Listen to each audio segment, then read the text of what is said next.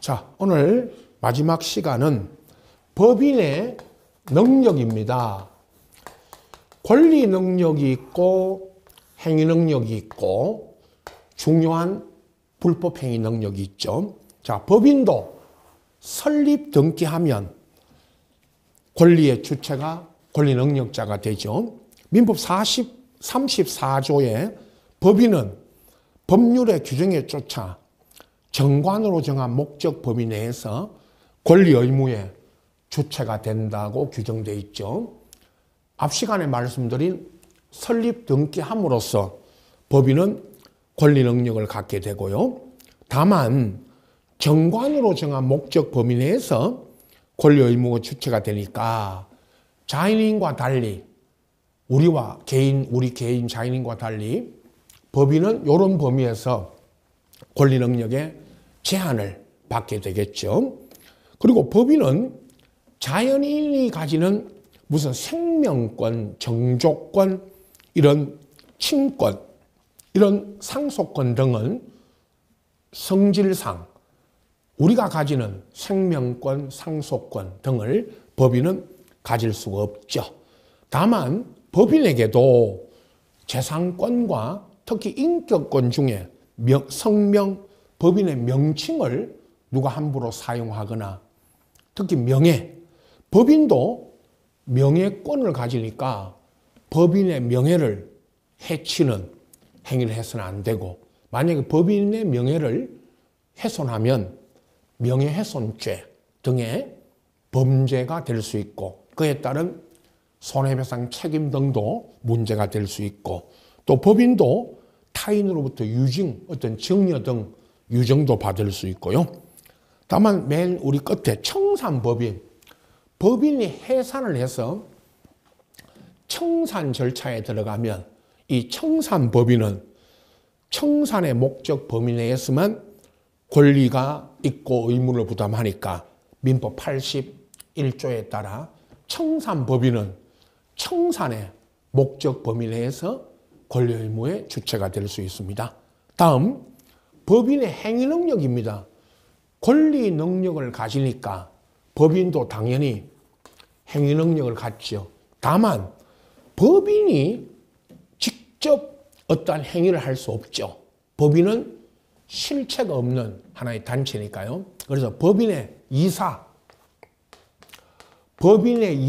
기타 대표자가 한 행위가 대표자를 통해서 행위를 하고 그 대표자 이사가 한 행위로부터의 권리와 권리 취득과 의무 부담을 하게 되죠. 그러니까 결국은 법인의 대표기관으로서 이사 등이 한 행위가 법인의 행위가 되는 것입니다. 법인은 이런 대표자를 통해서 법인의 대표기관 하면요. 이사의 직무대행자, 임시이사, 특별대리인이나 나중에 청산인 등이 있죠. 그리고 법인의 행위 능력은 권리 능력 범위와 같다는 것은 권리 능력의 범위 내에서 행위 능력을 가지는 것이고 그리고 법인의 대표기관의 이사 등의 행위에 대해서는 우리 나중에 배우는 이사의 대표에 대해서는 대리에 관한 규정이 준용이 됩니다. 그렇게 알아두시고요. 자, 중요한 법인의 불법 행위 능력입니다. 늘 말씀드리는 출제 빈도가 가장 높고 또 잘 정리를 하셔야 됩니다. 법인의 대표기관인 이사 등이 직무상 불법 행위를 하면 법인이 책임을 져야 되는 거죠. 자, 법인이 있고요. 사단법인, 재단법인, 그리고 대표기관입니다. 이사 등의 대표기관이 그 상대방 또는 피해자죠. 구체적으로 말하면 피해자에게 상대방이라 하기도 하고 피해자입니다. 불법 행위를 했죠. 불법 행위를 하게 되면 이 법인의 대표기관이 한 불법 행위에 대해서 법인이 책임을 져야 됩니다. 물론 손해배상 책임이죠. 손해배상 책임을 져야 됩니다. 이게 이제 법인의 불법행위고 불법행위 능력입니다. 먼저 의의 민법 35조에 법인의 이사, 기타 대표기관, 물론 이사뿐만 아닙니다. 법인의 대표적인 대표기관이 이사지만 이사 등 앞에서 잠깐 행위능력에서 언급해드린 이사 등 대표기관이 직무상 그 직무에 관하여 타인에게 손해를 가한 손해, 불법행위를 했다면 그에 대해서 법인은 책임이 있다. 그리고 이사 기타 대표자도 대표기관도 그에 따른 자기의 손해배상 책임을 면하지 못한다고 돼 있죠. 이게 민법의 35조에 규정된 그 유명한 불법행위 능력입니다. 불법행위 능력이라는 것이 대표기관의 행위에 대해서 법인이 책임을 져야 되는 것입니다. 자, 불법행위 요건. 대표기관의 행위가 됩니다. 자, 다시 말씀드리면 이사, 임시이사, 특별대리인, 청산인, 다음 오늘 이 시간에 불법행위 끝나면 바로 법인의 기관에 들어갑니다. 그때 이사뿐만 아니고 임시이사, 특별대리인, 청산법인의 대표자로서의 청산인, 나중에 청산법인에서 대표자로 청산인이 나오죠. 이 대표기관에 행해야 됩니다.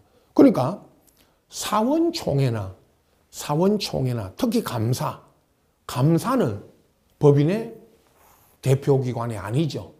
감사의 행위. 그리고 이사가 선임한 대리, 이사가 어떤 직무행위를 하기 위해서 이사가 선임한 대리인은 대표기관이 아닙니다. 이 사람들의 행위는 법인이 불법행위 책임을 지지 않죠. 다만 그 감사가 불법행위를 했다면 감사 개인이 책임을 져야 되고요.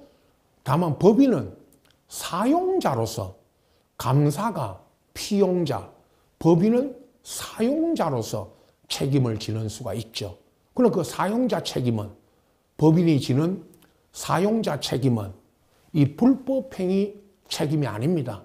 여기서 말하는 법인의 불법행위 책임은 대표기관이 한 책임, 대표기관의 불법행위에 대한 법인 자신의 책임이고 사용자 책임은 지금 설명하는 불법행위에 대한 책임이 아니기 때문에 구분하셔야 됩니다. 사용자 책임과 법인의 불법행위 책임은 다르다는 거 아시고, 자, 대표기관이 직무에 관하여, 자, 불법행위에 대해서 대표기관의 직무상 행위가 됩니다. 그럼 직무상 행위가 아닌 거, 직무상 행위가 아니면 사적인, 대표기관이 사적으로 한 행위, 사적인 행위를 하다가 불법행위를 하면 그건 대표기관 자신이 책임을 져야 되고, 직무상 행위를 수행하다가 법인의 직무행위를 수행하다가 발생된 손해를 법인이 책임을 져야 되니까, 자, 직무에 관하여라는 이 손해 발생이 되는데, 직무상 행위에 관해서는 행위의 외형상 직무행위인지 아닌지를 가리게 되는데, 판례는 외형주의라는 것은 외형상 봤을 때 직무집행행위라고 볼 수 있거나 직무집행행위와 결련성 또는 관련이, 직무집행행위가 관련이 있는 행위, 무슨 출퇴근 행위도 직무행위로 보죠.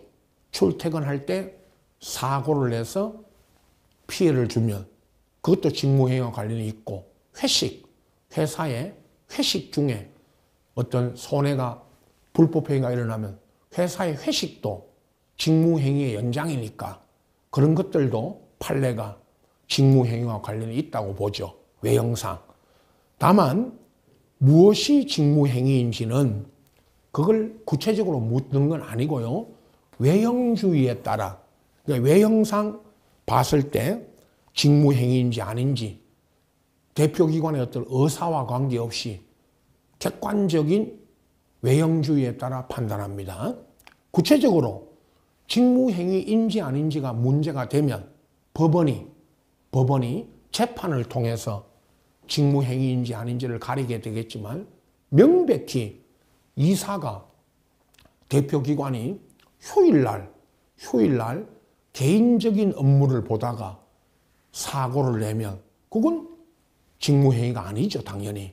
그러나 방금 말씀드린 무슨 출퇴근이라든가 아니면 회식 중에 아니면 야유회라는 거는 회사가 야유회 가서 다른 사람과 무슨 폭행이 일어나거나 다퉈서 그 불법행위를 하게 되면 그런 회사의 회식 중에 야유회 같은 거는 외형상 직무행위로 봐야 한다는 거죠.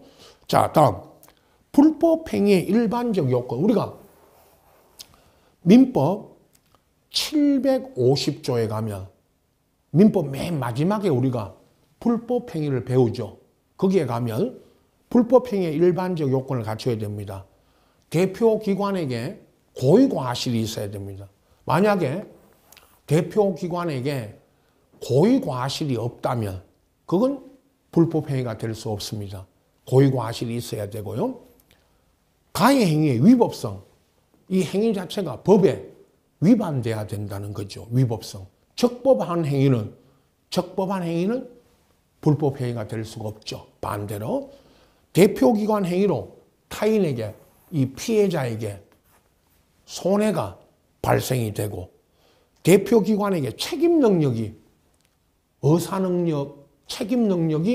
있어야 되고 가해와 손해, 대표기관의 행위가 원인이 되어서 손해 발생이라는 결과, 인과관계 아시죠? 대표기관의 행위가 원인이 되고 손해 발생이라는 결과가 나왔어야 됩니다.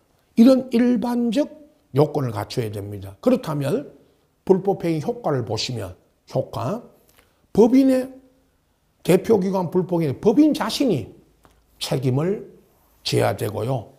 다만 이사 기타 대표자가 그 직무에 기해서 타인에게 손해를 가하면 법인의 불법행위가 성립하는 것 외에도 이사 기타 대표자 자신도 책임을 면하지 못합니다. 이사 개인도 책임을 져야 됩니다. 보통은 우리가 피해자 쪽에서는 피해자는 저 법인과 대표기관을 공동피고라는 것은 법인을 상대로 소송을, 불법행위 책임을 묻기 위해서 법인만을 상대로 소송을 해도 되고 법인과 대표기관을 공동피고라는 것은 둘 다를 상대로 소송을 보통 하게 됩니다.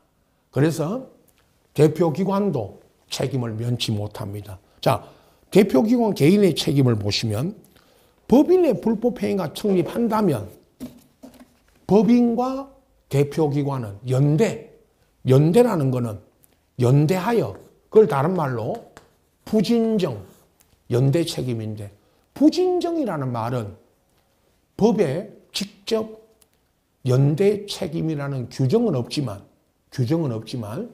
연대 책임으로 인정할 때 부진정 연대 책임이라 그럽니다. 다른 뜻은 없습니다. 부진정이라는 말이 연대 책임을 진다. 그리고 법인의 불법행위가 성립하더라도 대표기관 자신도 책임을 면치 못하죠. 그래서 나중에 만약에 법인이 불법행위 책임을 져서 손해배상으로 1억을 피해자에게 1억의 손해배상을 하게 되면 법인은 대표기관에 대해서 그 1억에 대한 변상 책임, 그걸 구상권이라 하죠. 구상권을 행사할 수가 있죠. 다시요. 법인이 피해자에게 1억의 손해배상을 했다면 그 1억 부분에 대해서 대표 기관에 대해서 1억을 변상하라고 책임을 묻죠. 그걸 구상권이라고 하죠. 구상권 행사할 수 있고. 근데 만약에 법인의 불법행위가 성립하지 않으면, 법인의 불법행위가 성립하지 않는다는 것은 대표기관의 행위가 직무상 행위가 아니었다면, 직무와 관련 없는 행위를 하다가 손해를 가하면 법인은 불법행위 책임을 지지 않죠. 그럼 그때는 누가 책임을 져야 되는가? 보십시오. 그 니은에 법인의 불법행위가 성립하지 않으면 불법행위를 한 기관 개인이, 대표기관 개인만이 책임을 지는데, 다만 이때 피해자를 보호하려고 그 사항에 대표기관이 했던 행위에 그 사항에 의결에 찬성하거나 그 의결을 집행한 사원, 이사, 기타 대표자가 같이 손해배상 책임을 져야 됩니다. 관여된 사람이 모두 같이 책임을 져야 되는 거죠. 다시요. 법인의 불법행위 책임이 성립하지 않는다면 그 대표기관 개인과 그 의결에, 그 어떤 집행을 할 때 의결에 찬성했거나 그에 관여된 사람들이 책임을 져야 됩니다. 그 전체가 다. 그게 법인의 불법행위 성립하지 않는 경우죠. 자, 여기까지 간단하지만 앞으로 우리 이제 이론 강의 끝나면 문제풀이 가면 법인의 불법행위 능력에 대해서 다양한 문제를 다룰 겁니다. 문제 보면서 또 같이 공부하셔야 되고, 자, 이론적인 것은 이렇게 정리하시면 됩니다. 다음 6번째, 법인의 기관입니다. 법인의 기관 그러면 여러 기관이 있죠. 가장 대표적인 우리 대표기관도 있고, 대표기관 외에 사원총회, 감사 등도 나옵니다. 대표적으로 법인기관 하면 이사는 우리 비영리 사단법인, 재단법인에 공통적으로 있는 법인의 대외적으로는 법인이 대표기관이고, 그리고 업무 집행, 대내적으로는 법인의 업무를 집행하는 상설 반드시 둬야 됩니다. 그러니까 법인에는 이사를 둬야 한다는 상설 필수 기관입니다. 이사는 반드시 두도록 돼 있죠. 자, 이사 내용에 보면요. 자, 1번 이 사람 대외적으로 법인을 대표하고 대내적으로 법인의 업무를 집행하는 상설 필수기관이다. 반드시 둬야 되고요. 이사는 반드시 둬야 한다. 둘 수 있다. 둘 수 있다 하면 O다, X다. X죠, 당연히. 자, 두 번째, 법인의 이사는 자연인만이 이사가 될 수 있고, 법인이 다른 법인의 이사가 될 수는 없죠. 그리고 이사의 임면은 우리 앞에서 배웠죠. 앞 시간에. 이사 임면에 관한 사항은 정관의 필요적 지시사항이고, 이사의 성명 주소와 대표권 제한 등은 등기사항이다. 이미 다 배웠죠. 자, 이사의 직무 권한입니다. 이사의 직무하면 이사는 법인 사무에 대해서 각자 이사가 여러 명이면 각자가 법인을 대표합니다. 그리고 이사의 대표에 대해서는 민법상 대리에 관한 규정이 준용된다고 했고요. 그리고 니은에 대표권은 정관으로서 제한할 수 있고, 또 이해상반, 이사와 법인이 서로 이해가 충돌되면 이해상반 행위에 대해서는 대표권이 제한되죠. 이때는 특별대리인이 나옵니다. 다음 페이지에 특별대리인이 법인을 대표하게 되죠. 그리고 이사가 선임한 임의 대리는 법인의 대리인은 맞지만 이 이사가 선임한 대리인은 이사가 특정 행위를 하도록 대리인을 선임하면 이 대리인은 법인의 대리인은 맞지만 법인의 대표기관 아닙니다. 이사가 자기 업무를 대리하도록 선임한 대리인입니다. 이사 개인의 대리인이 아니고요. 법인의 대리인입니다만은 이사가 선임한 대리인은 대표기관은 아닙니다. 그리고 이사는 법인의 모든 내부적 사무를 집행하는데 이사가 수인이면 각자가 법인을 대표하지만 다만 이사가 수인일 때 사무 집행에 관한 사항은 정관에 다른 규정이 없으면 사무 집행에 관한 것은 이사 과반수로서 결정이 됩니다. 이사 과반수라는 것은요. 자, 이사가 여러 명이면 물론 이사회라는 거 들어보셨죠? 물론 이사회는 여러 명의 이사로 구성된 이사회입니다. 그리고 그 이사회는 민법에 있는 기관은 아니지만 만약에 이사가 여러 명일 때 사무 집행을 어떻게 할 것인가의 결정은 이사 과반수로서 결정합니다. 다만 대표할 때는 각자가 법인을 대표하고요. 자, 다음 5번에 중요한 사항입니다. 이사의 대표권 제한입니다. 자, 이사의 대표권을 제한할 수 있죠. 다만 이 대표권 제한에 대한 효과입니다. 41조 조문부터 먼저 봅니다. 이사의 대표권 제한인데 이사의 대표권의 제한은 이를 정관에 기재하지 않으면 효력이 없다. 정관에 기재 안 하면 무효입니다. 대표권 제한이 무효고요. 자, 특히 60조 이사의 대표권 제한에 대한 대항 요건인데 이사의 대표권 제한을 등기하지 않으면 등기할 때 말씀드렸죠.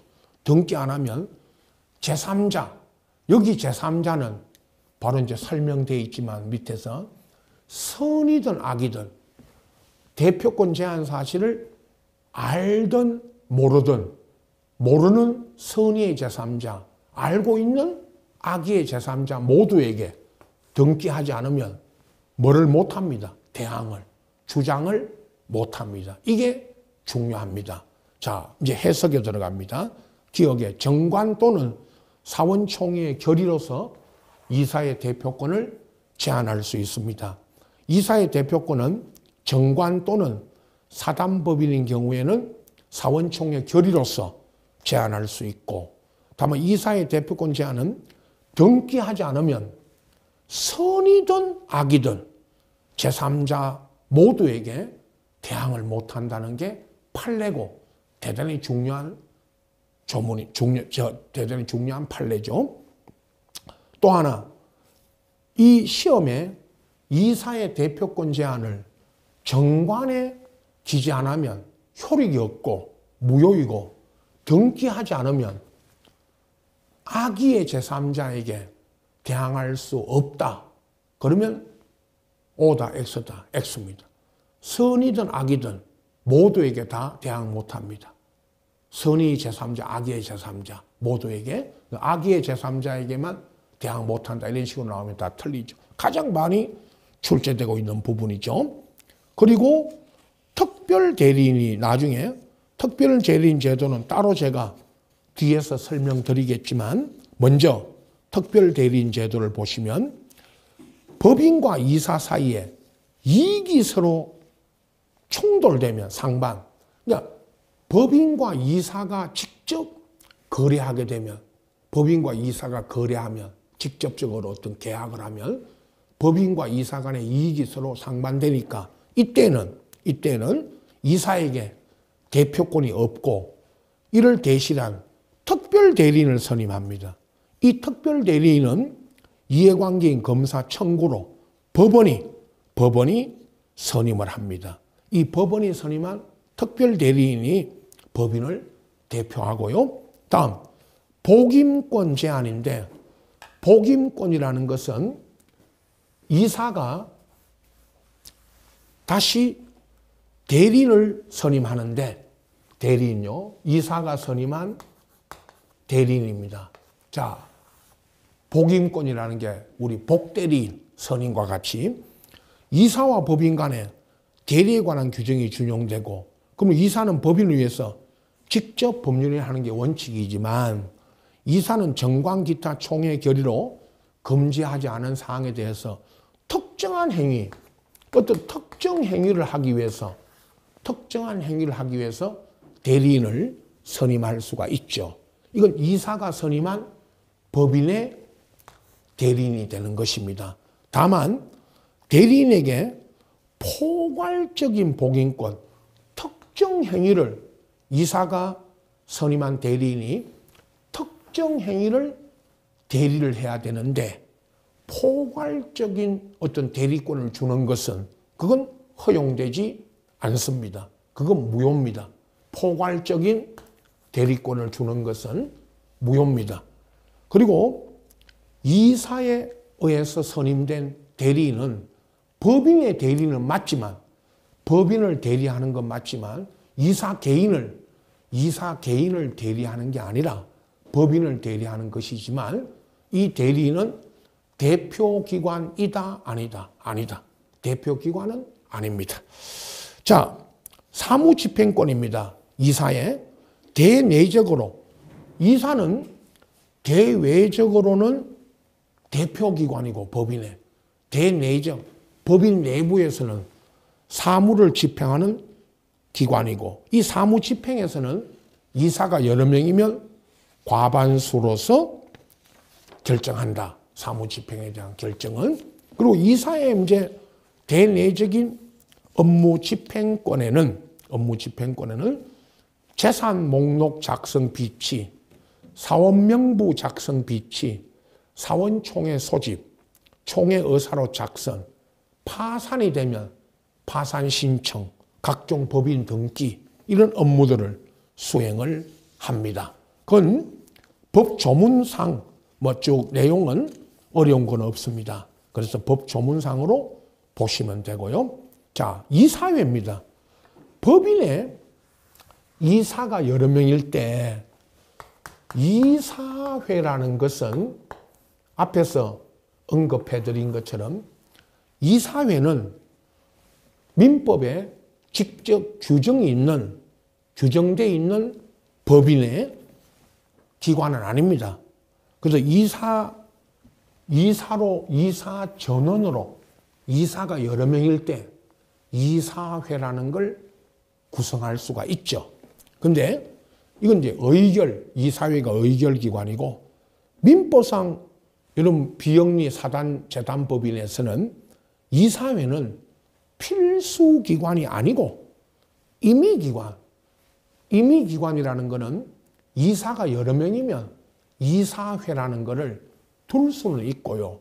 그 이사회에서 특별한 규정이 없으면 이사회에서 무슨 이사들이 해야 될 업무를 의결할 수가 있죠. 그리고 직무대행자는, 여기 직무대행자는 이사 선임 절차 등에 하자가 있거나 이사가 무슨 업무 정지 등을 당하는 가처분, 이사가 업무 집행을 게을리하거나 위법 행위를 하면 이사에 대해서 업무 집행 정지, 가처분 신청을 법원에 해서 법원이 이사에게 업무를 정지시키는 가처분 결정이 떨어지면 이 직무대행자를 법원이 선임을 하게 됩니다. 가끔 언론에서 어떤 법인의 이사가 업무 정지, 업무 집행 정지, 가처분 신청에 따라 가처분 결정을 업무 정지시켜라. 가처분 결정이 떨어지면 이사에게는 일단 일정 기간 업무 집행이 정지되죠. 그래서 직무대행자가 선임이 되는데요. 직무대행자는 정식 이사가 선임되거나 이사의 업무 집행 가처분이 취소되거나 할 때까지 임시로 법인을 대표하는 대표기관입니다. 그리고 니은에 직무대행자는 가처분 명령에 따른 정함이 있는 경우와 법원의 허가를 얻는 경우 외에는 법인의 통상적인 사무만 집행하도록 되어 있죠. 통상적인 사무만 집행하고 그 통상적인 사무 범위를 벗어나게 되면 직무대행자는 법원의 허가 등을 얻어야 합니다. 만약에 직무대행자가 이에 위반 행위를 하면 법인은 그 사실을 모르는 선의의 제3자에게는 대항하지 못합니다. 자, 책임을 져야 되죠. 이사에 대한 직무집행 정지 등 이사 선임이나 절차에 하자가 있거나 이사의 업무 집행이 잘못돼서 법원이 이런 가처분을 결정하게 되면 직무대행자가 선임이 됩니다. 다음 임시이사입니다. 임시이사는 이사가 없거나 임시이사죠. 이사가 없거나 결혼 정관에서 이사를 몇 명을 두도록 되어 있는데 결혼이 생기면 법인의 그 결혼으로 손해가 생길 염려가 있다면 법원이 임시이사를 법원이 이해관계인 검사 청구로 임시이사를 선임합니다. 자, 임시이사도 임시니까 한시적으로 법인을 대표하고요. 이사가 선임될 때까지 그리고 이사와 동일한 권한을 가지지만 정식 이사가 선임되고 하면 임시이사는 그 권한이 당연히 소멸합니다. 다음 구분해야 될 게 임시이사와 특별대리인입니다. 여기 특별대리인은 앞에서 언급해드린 것처럼 법인과 이사의 이익이 서로 상반되면 법인과 이사 이익이 서로 상반되면 이사는 대표권이 없기 때문에 법원은 이해관계인 검사 청구로 특별대리인을 선임해서 이 특별대리인이 법인을 대표합니다. 자, 이사와 법인 간의 이익이 서로 충돌될 때 법인과 이사가 직접 거래할 때 특별대리인이 선임된다는 거. 임시이사냐 특별대리인이냐 요걸 잘 구분하셔야 됩니다. 다음 감사입니다. 자, 늘 말씀드리는 이 감사는 법인의 우리 민법상 비영리 법인에는 감사를 둘 수 있다. 물론 정관이나 총회 결의로요. 1인 또는 수인을 둘 수 있는데 임의기관이죠. 임의기관이고 법인의 감독기관인데 둘 수 있다는 것, 임의기관이라는 것 알아두시고요. 감사의 선임 등에 대한 것은 이건 이사와 달리 감사의 성명 주소 등은 등기사항은 또 아니다. 이사의 성명 주소는 등기사항이지만요. 직무권한으로서 다 아시는 쭉 정리하시면 됩니다. 감사가 법인의 재산상황 감독하고 이사의 업무 집행 상황 등을 감독하고 재산상 업무 집행에 대한 부정 불비한 것이 발견되면 총회나 주무관청에 보고하고 그 보고를 위해서 필요하면 총회도 감사가 소집할 수가 있죠.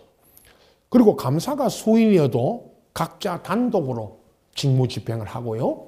여러 명이도 감사도 물론 선량한 관리자의 주요 임무로 사무를 처리하도록 되어 있습니다. 어려운 내용 없으니까 감사는 이렇게 읽어서 정리하시면 되고요. 사원총회입니다. 자, 사원총회 하면 사단법인에만 있는 최고의 의사 결정기관이고, 재단법인에는 사원이 없기 때문에, 재단법인에는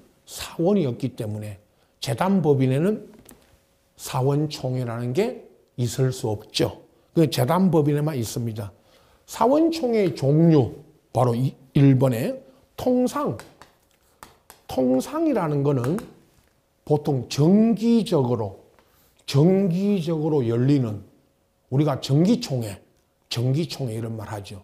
법에는 정기총회라 안 돼 있고 통상총회, 다음 임시총회, 이렇게 두 가지로 나눕니다.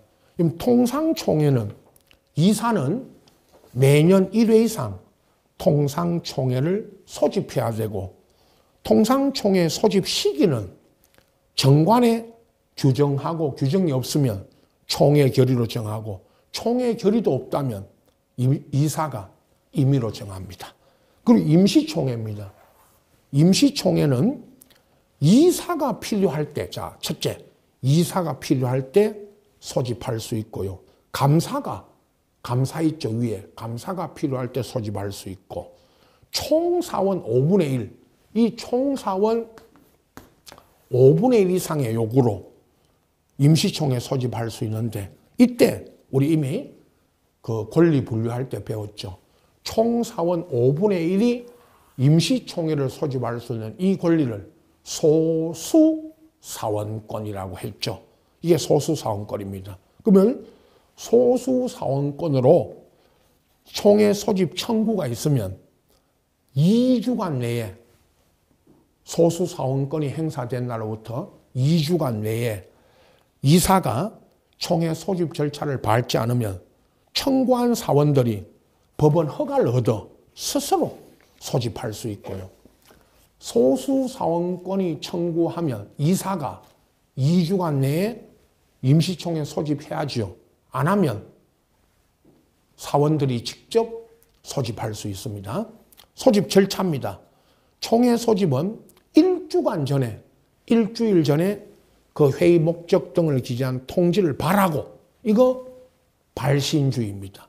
일주일 전까지, 총회가 열리기 일주일 전까지 통지를 발하고 발신주의고, 기타 정관 기타 방법에 의해서 통지합니다. 이 통지는 일주간 기간은 이건 정관으로도 단축할 수는 없고, 이런 통지는 관임의 통지다.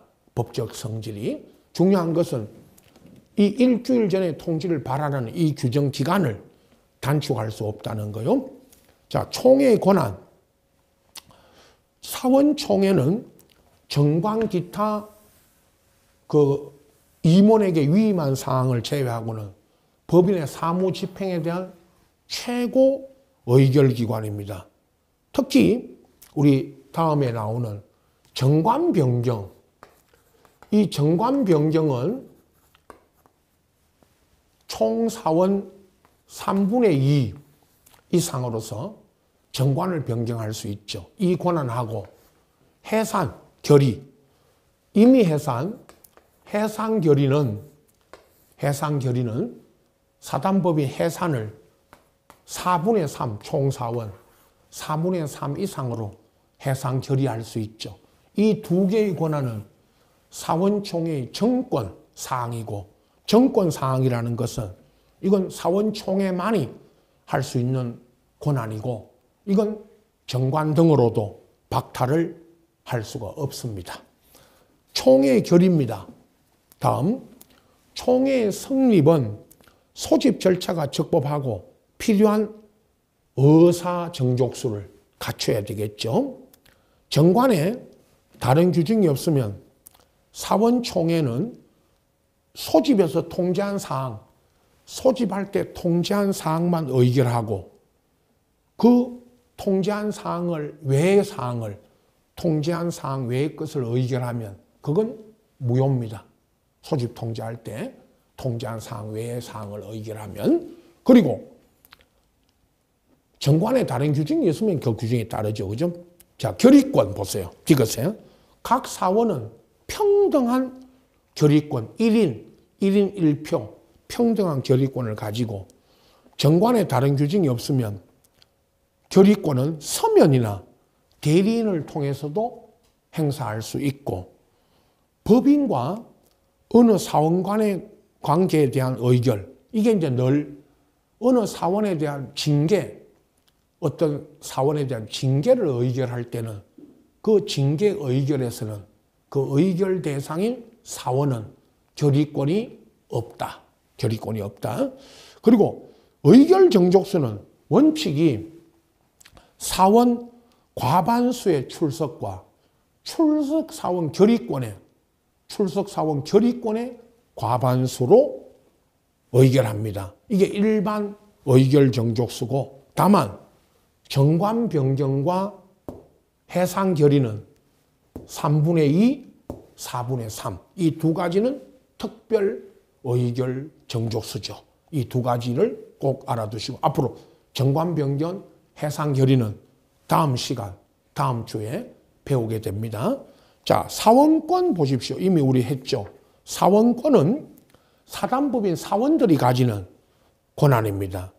그래서 사원권에는 공익권, 자익권 이렇게 우리 권리 분류할 때 나누었고, 공익권은 사단의 관리 운영에 참여하는, 자, 무슨 결의권, 소수사원권, 이사로서의 업무집행권, 감사로서의 감독권, 이건 공익권이고, 그 다음에 자익권은 사원 개개인의 이익 향수를 위한 권리죠.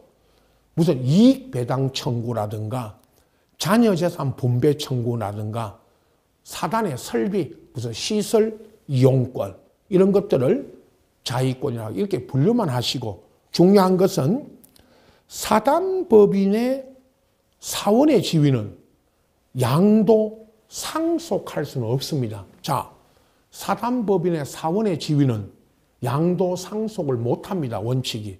다만 강행 규정이 아니기 때문에 이 규정은 정관으로 달리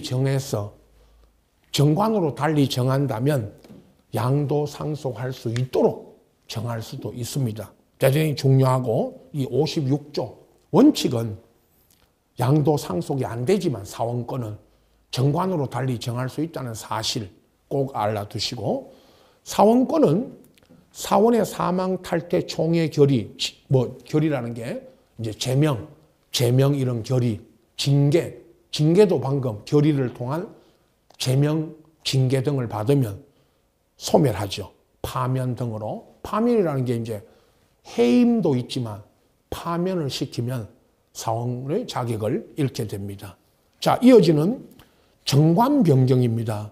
자, 다음 시간에 이어서 갈 건데요. 사단법인 정관 변경은 원칙적으로 허용이 되고, 재단법인 정관은 원칙은 허용되지 않습니다. 예외적으로만 허용된다는 거. 정관 변경 다음 주 첫 시간에 정리하고, 법인 해산 다음이 법인 해산으로 가면 해산한 법인이 청산 절차에 들어가죠. 그 청산 절차에 들어가면 청산법인이 됩니다. 그 청산 절차와 마지막 법인 등기와 법인 벌칙, 그리고 또 법인 편에서 제일 중요한 것 중에 하나가 맨 마지막에 권리 능력 없는 사단재단, 법인이 아닌 법인으로 등기되지 않은 종중, 문중 등의 단체에 관한 법률관계, 대단히 중요하죠. 여기까지 해서 아직 법인편에서는 보통 문제 출제가 기본 3문제에다가 4문제, 5문제까지 출제되죠. 3문제는 꼭 출제된다고 봐야 되니까 대단히 중요하고, 다음 주 첫 시간 정관 변경부터 이어서 이루어지겠습니다. 자, 오늘 강의는 여기까지입니다. 자, 마치겠습니다. 수고하셨습니다.